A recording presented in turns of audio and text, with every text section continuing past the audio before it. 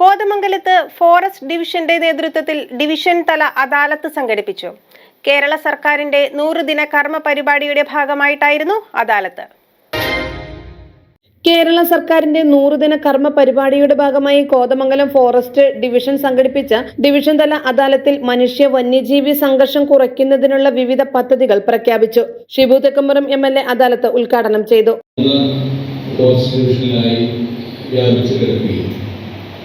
കഴിഞ്ഞ കുറേ കാലമായി സംഘർഷങ്ങൾ കൂടി വരുന്നു. എല്ലാ തരത്തിലും ജനങ്ങൾക്ക് വലിയ ദുഃഖമായ ഒരു അവസ്ഥയാണ് ഉള്ളത്. നമുക്ക് എല്ലാവർക്കും അറിയാം.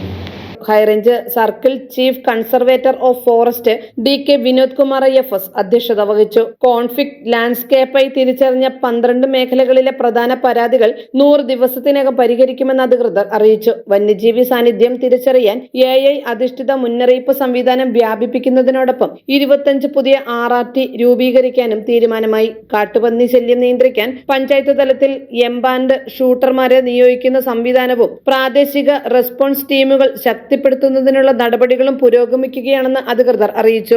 അദാലത്തിൽ Kothamangalam division forest officer Suraj Ben KR, Thodupuzha range forest officer Manu K Nair, ജനപ്രതിനിധികൾ, വനംവകുപ്പ് ഉദ്യോഗസ്ഥർ, വിവിധ വകുപ്പ് പ്രതിനിധികൾ, പൊതുജനങ്ങൾ എന്നിവർ പങ്കെടുത്തു.